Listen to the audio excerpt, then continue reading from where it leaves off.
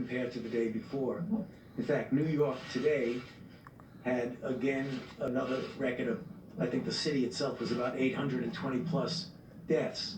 But what we were predicting with the increase and the real adherence to the physical separation, the guidelines that the vice president talks about, the physical separation, at the same time as we're seeing the increase in deaths, we're seeing rather dramatic decrease in the need for hospitalizations. Like I think yesterday was something like 200 new hospitalizations, and it's been as high as 1,400 at any given time. So that is going in the right direction. I say that, and I always remind myself when I say that, that means that what we are doing is working, and therefore we need to continue to do it. He says, like Josie says, Dad, as long as you're rubbing my belly, I won't have the coronavirus. I get questions a lot, Dr. Bergson, about these numbers, the projections, that you went from 100,000, 200,000, now down to 60,000. That's a sign that when, as I keep saying, when you take the data you have and you reinsert it into the model modifies. Data is real, model is hypothesis, okay? So that's what you have to do, and that's what I think we're seeing. The other thing that's some just broad, general good news from the standpoint of a scientific standpoint, that there are a lot of candidate potential therapeutics that are going into clinical trials now that we're sponsoring at the NIH. The kinds of clinical trials that will give us the answer. Are they safe? Are they effective? And just what is the capability of using them under what circumstances? As prophylaxis, as treatment, in early disease, in late disease. So as the time goes by and we have the public health measures to try and contain this, we're doing an awful lot from a scientific standpoint so that when we do get to next year, next fall, next winter, hopefully we'll have something that we can offer in addition to the very important public health measures. So I'll be happy to answer questions later. Secretary.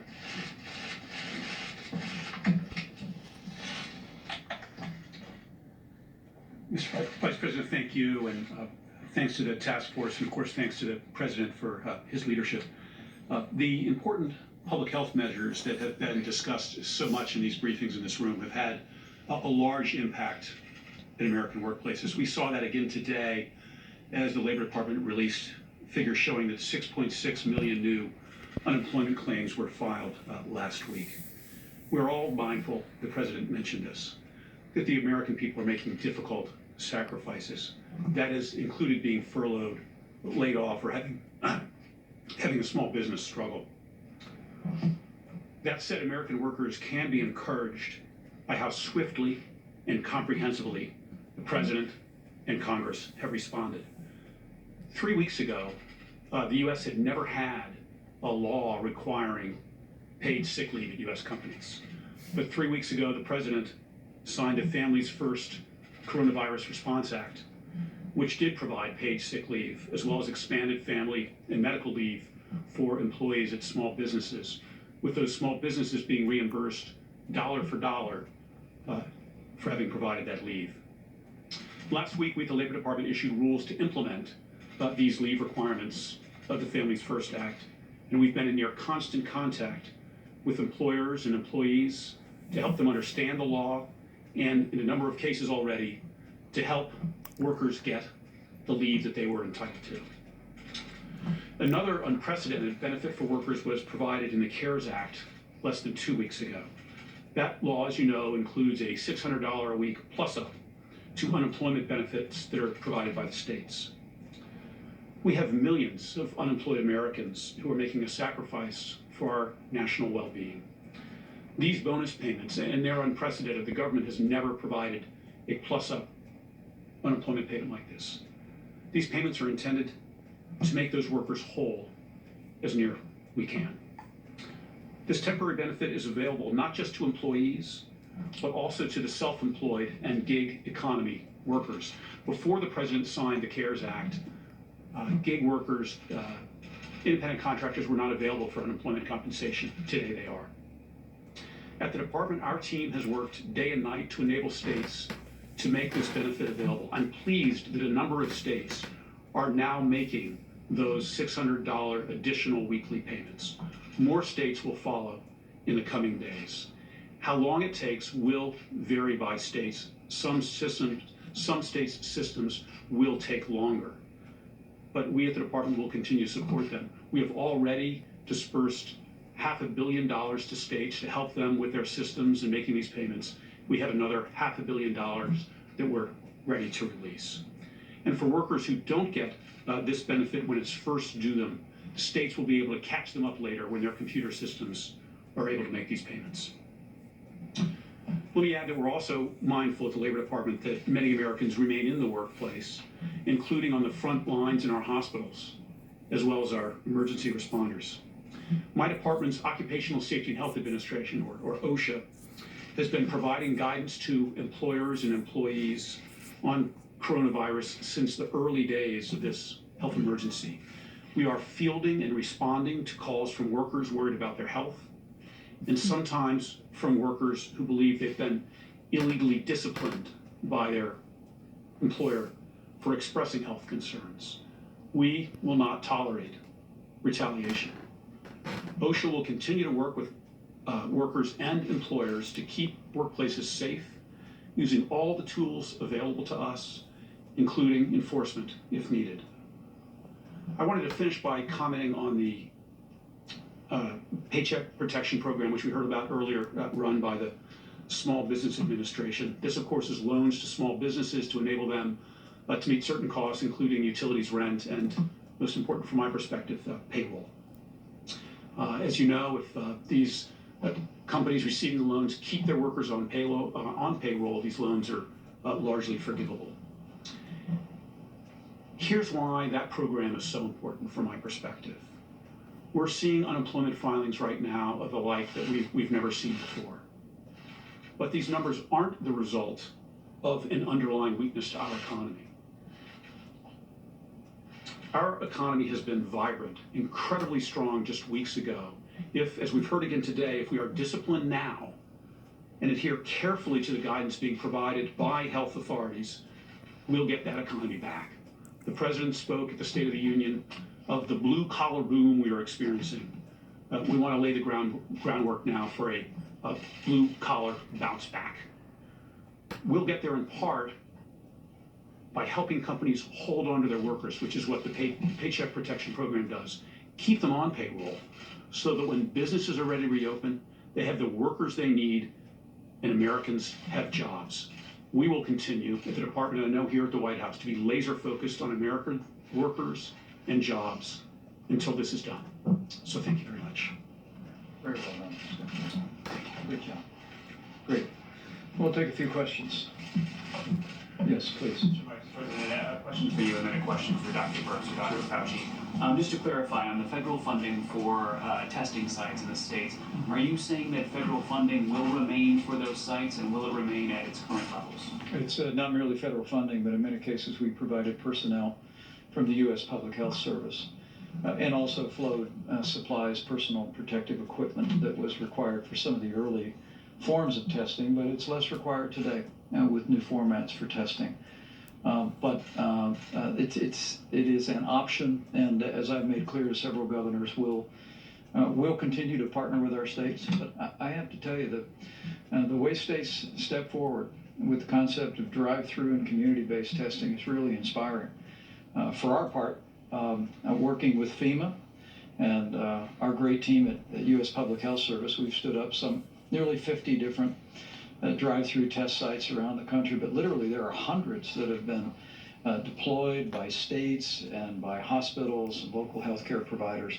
But in this instance, we wanted to at least give them the option to take control of that, but we'll continue to resource them with personnel, supplies, and any other support that they need going forward. And just a question for the doctors. I'm curious, did you see this information out of the CDC in South Korea today that shows that they're seeing evidence of reinfection in some people who had been cured of coronavirus? And what does that mean for our understanding of this? have you seen that? I'm not aware of what you're speaking about now, but clearly there have been anecdotal mentioning of what appeared to be reinfection. You have to really be very careful when you say reinfection, because and we were dealing with this with even Ebola back during the Ebola time, that someone might still, someone does a test on them, do a PCR on a body fluid of some sort, and be able to detect what are likely nucleotides that are not replication competent. So if you're telling me, which I don't think they're saying, that someone has coronavirus disease, they get sick, it's documented, they get better, and then a month or so later they get sick with documented coronavirus disease. I don't think that's what they're saying, but I don't want to jump the gun on it until I see the data. They use the word reactivate. Is that different? Yeah, well, yeah, what reactivating what means is that it depends what you mean by reactivating. If someone clearly is ill and they have virus isolated from them, that you may have a prolonged course. I'd like to see how long they reactivate. I mean, if they were sick and had documented virus, and then 3 months later they had documented virus, is that reactivation or is that infection with another virus? I'd like to see the data before I really comment on that. Yeah. Dr. Feld, I wanted to ask about medical criteria. You had a discussion with Dr. Birx and the other public health experts on Tuesday, I understand. Can you discuss what is the medical criteria that you guys are discussing in order to reopen the government? What is the medical criteria? Well, it's less medical criteria than it is public health criteria. And that is, and I think it's really important because often people say reopen the government like it's a light switch that goes on and off for the entire country. We have a very large country with really different patterns of disease and outbreaks in different parts of the country. So it's not going to be a one size fits all. It's going to be, what is the kinetics of an outbreak? Is it on the way down? Is it essentially out? Is it still smoldering and possibly going up? I think you're going to have to take it individually. And Benchmarks that you're looking at, though? I mean, are there some numbers that you're looking at, some data that you would like to see? What would you like to see before that happens? Yeah, well, I will allow Dr. Birx to come up with just my own opinion. I don't think they're going to be benchmarks that are going to be consistent from one to the other. For example, I would not want to pull back at all in New York until I was clear that that curve really was doing what we've seen in other countries, a very steep decline down, and we had the capability, if there was a resurgence, of having everything in place to be able to do the containment as opposed to struggling with mitigation with what we've been doing. That's different than a relatively smaller city, town, or whatever you, in the Midwest or mountain regions, which is generally very well controlled. What I would want to see, do we have the capability of doing the isolation, contact tracing, and suppression of it? So it really varies differently. So I don't think there's one medical criteria, but Deb, if you want to speak to it. Thank you. It's what I tried to cover in the brief presentation I gave. In talking to the 17 states that have indigenous populations and tribal nations, and discussing with them what they were doing generally and what they were doing specifically through the Indian Health Service, they discussed the ability to find new cases and doing full contact tracing. And so they have strike teams. They are very well organized. You don't hear about them every day, and that's why I wanted to call them out. They are really doing amazing work at their public health institutions with their governors and their mayors, and they are in full contact tracing. Yes, they're doing social distancing, but they're also doing full contact tracing and understanding all aspects of their epidemic. So we're looking at those pieces, as well as when I was talking about blunting, really when you're starting to go up that curve, having that unbelievable blunting where you only get evident attack rates. And I want to be very clear about that. When we see cases, these are symptomatics that have been diagnosed. There's clearly, we believe, people we don't see. And that's why the antibody test is going to be helpful to us to really define that. So those are the pieces that we're bringing together to really analyze that. I did want to say the president talks about the 150 plus countries that are experience what we're experiencing. I just wanted to do a call out. We have Americans around the world in every embassy that are working with those countries now. This scarf came from Africa. It's one of my public health colleagues there. I just want to recognize the public health colleagues around the world who are doing all of this work together to change the course in their epidemics in every single country around the globe. Let me go to another question if I can, but in response to that, just so you know, what the president's tasked us to do is there's a number of working groups and that are looking at not only how do we reopen the country, but how do we stay open. And and I think most of America knows that no one wants to reopen America more than President Donald Trump. But the president's told us we need to do it responsibly, and we're going to follow the data. We're literally following the data on a county by county basis. This morning we were literally presented with information of each county that had more than 100 new cases and had, and went in the other direction, had less than 100 than the day before. It's really remarkable. And so I think what you hear the health experts saying will inform the president's decision and timing.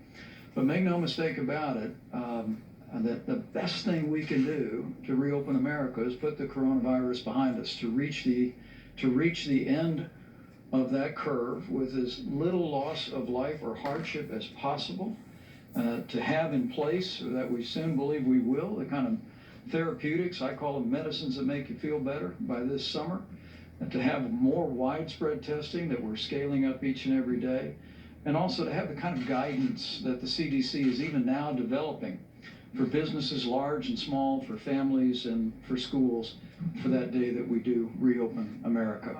Question? Go ahead. I'm going to ask one more follow-up to the doctors. It touches on this question of when to lean back on mitigation. There is a study out of Los Alamos this week that I hope you've seen. It's on the CDC website. It looks at this question of R-naught, which is a technical term that you understand that has to do with the reproductive rate of the virus. The study shows that the R-naught for coronavirus isn't between 2 and 3, as have been thought before, but it's actually closer to 6, which means that one person on average is infecting 6 others. So with this information, how does that impact the model? How can you begin to think about when to reopen society if it's more contagious than we thought before? Well, I can tell you as the layperson on the stage, Go for it.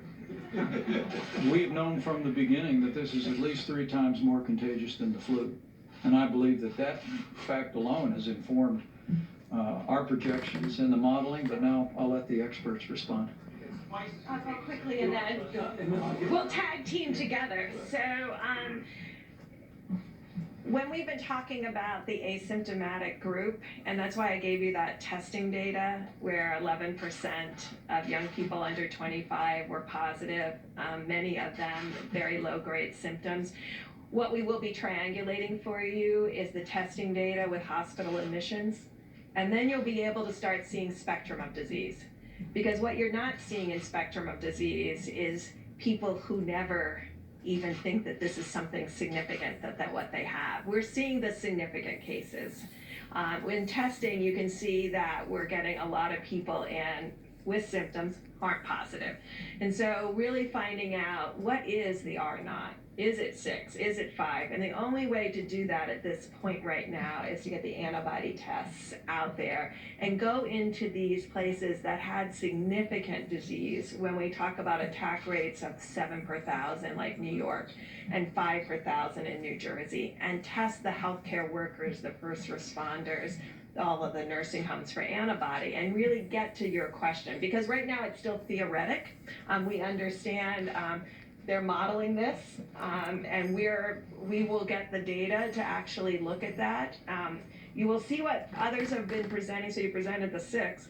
What others are presenting, importantly, is they're modeling what's happening with mitigation, and they're publishing that the R-naught with mitigation is approaching like 1.3 and 1.5. So that, think of what that is. If it was 6, and then with mitigation, we have it into the 1s. That really shows the power of the American people.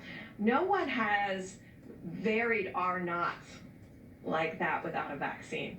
But this is what's happening with really the power of the American people, Tony. Yeah. ditto to everything that Dr. Berg said, but I couldn't help but thinking when you talk about, you know what the worst enemy of an R naught is? Physical separation. One more. Go right ahead. Testing capacity in the country right now to reopen in the foreseeable future? I mean, because the president talked about 2 million tests. Are we going to have the testing capacity needed to make Americans feel comfortable going back into their workplaces? I mean, it seems to me that is a pretty critical question at this point. People are not going to want to go back to work if they think their coworkers might be carrying the virus. If we're not testing enough, how do we know it's safe to go back? Well, I think the American people see the incredible progress that's been made after President Trump brought in the largest commercial labs in the world to scale testing, the likes of which we've seen. We are, as Dr. Burke said, well over 100,000 Americans being tested every single day. We have an antibody test that is coming online. Abbott Laboratories literally has thousands of machines across the country. We're working with hospitals and labs around the country to activate those machines for the 15-minute test.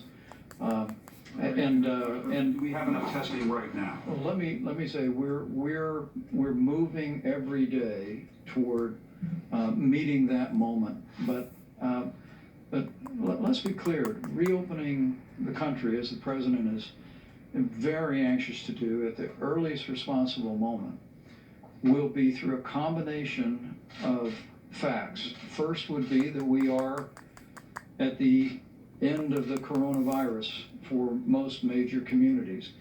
Another piece of that is that we have therapeutics for Americans to take medicines if they contract the disease. Another piece of that is guidance from the CDC to public institutions, to businesses large and small, about how to conduct themselves It's Queenie. in a safe Queen and Esther. responsible way. And testing is also And a she's piece looking of to get that. her belly And, rubbed. as Admiral Shaw has reflected, we Yes. we are Really spending loves a you. great deal of time. Yes, that's the Vice expanding President, testing today. Mike Pence Every speaking. single day, there's more and more He tests wants to make across the sure we country. don't get the But we're coronavirus also too. working to scale testing. Josie that, was up here a little as we move sooner. into the summer and Yes, move into the fall, Queen Esther. we'll have the We'll have to testing see we if need to Zacchaeus do what comes these up here doctors call also.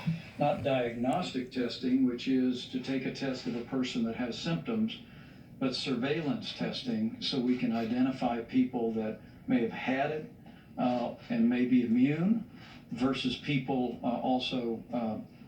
people that we just need to know whether or not they were ever exposed or and were not exposed. How about one more quick question here, if I can? I think he had one right here, or I'll go to you in the back.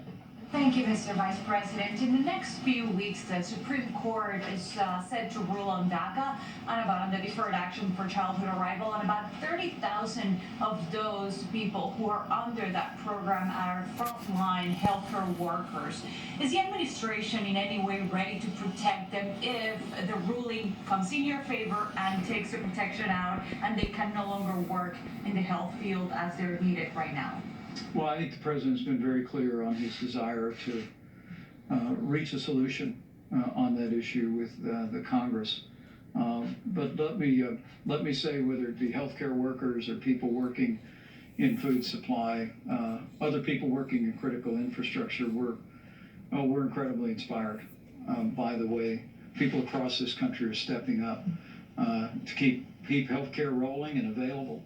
A high quality of care, even in areas deeply impacted by the coronavirus. And also, as we said the other day, hardworking people in our food supply, from the farmers to processors, to distributors, to truck drivers, to grocers. We received a good word that over the last several days, we've actually seen a significant drop with one major company in absenteeism. We issued new guidance from the CDC about how people who may have been within close proximity to someone who had the coronavirus could return to work before the 14 days if they didn't have a fever, if they tested themselves twice a day and returned with a mask. But the dedication of people to continue to work is truly inspiring. And I know as we go forward, we'll work through a broad range of national issues, but we're going to be incredibly proud for a long time by the way people all across this country responded to this moment. So thank you all very much. We'll see you tomorrow.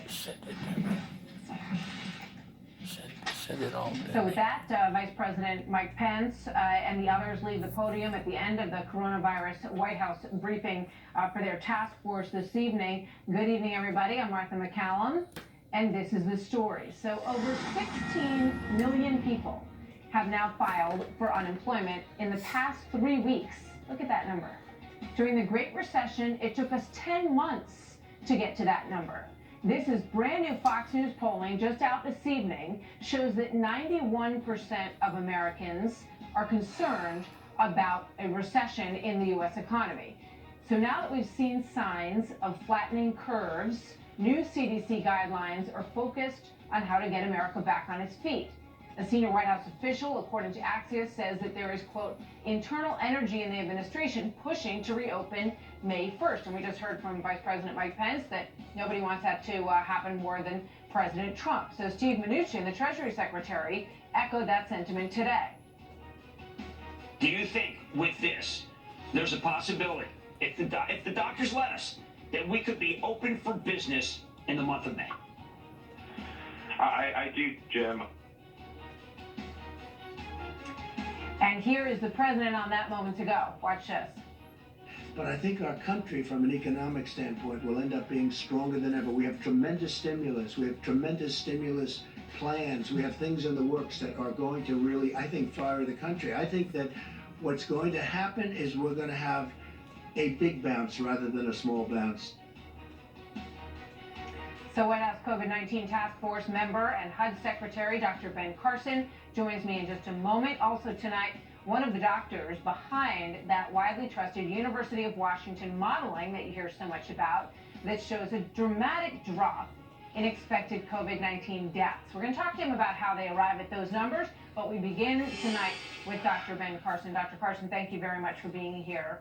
So, I'm interested to speak with you about this concept of reopening the country because you are a medical doctor, a surgeon, and also the HUD secretary concerned with housing and urban centers in this country. So where do you have to be as wearing both of those hats to look towards a May 1st reopening of the U.S. economy? Well, they're not incompatible hats. What we have to recognize is that there are benefits and risk in life. And that's why we have these very complex brains.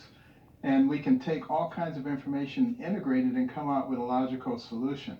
It requires looking at data and understanding how to analyze it, looking at what's happened in other countries. So when we see that bell-shaped curve, and we've seen it come down rather steeply in some other countries, when that happens, we haven't seen it go back up. So that's what we're looking for here. That already seems to be starting. Obviously, we don't want to go too early. We'll wait for a couple of weeks and see that it continues down. And then we also need to make sure that we have appropriate testing. We have to be able to test people to see if they have the virus. We have to be able to test people to see if they have the antibodies, which will make them much safer in terms of returning to the workforce. And then we have to return them in a logical way, That's the key. So I want to show you some of the new polling that we have tonight that we just got back that I think sort of gives you a little sense of where the American public is in terms of their confidence levels with all of this at this point. Are you concerned about catching COVID-19? 76% of the country says that they are still concerned about getting it. This is April 4 to April 7. Only 24% are not concerned. Take a look at this next one. 75% of the country is concerned about being able to get tested. And we heard a lot of questions on this tonight. I think this is really one of the sort of anxiety-raising issues that still persists in the country. People want to know whether or not they had it, and they want to be able to have a quick, easy way to find out. And this last one I find very interesting. Do you know someone with coronavirus? Only 21% of the country says yes, they do. 76% says no, they do not. Living here in the New York area, I think everybody knows somebody with this terrible virus. But in the rest of the country, the numbers are much lower, Doctor. Your thoughts on all of that in terms of how they paint the American public right now? Well, keep in mind that a lot of people who have the virus are completely asymptomatic, somewhere between 25 and 50%. So you probably do know someone who has it. You may have it. Who knows? But people have been terrified because, we've talked about the bad. One of the things we don't seem to talk about a lot are the number of people who have recovered, which is going to be about 98% of all the people who get it.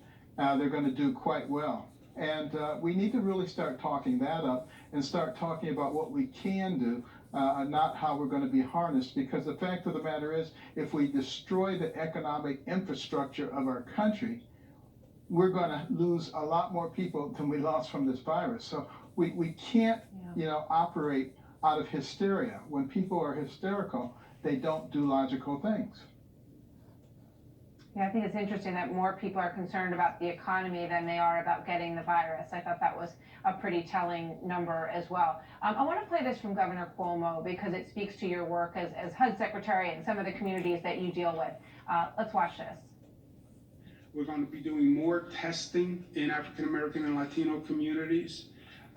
With more data, we're going to open new testing sites, primarily in African American and Latino communities.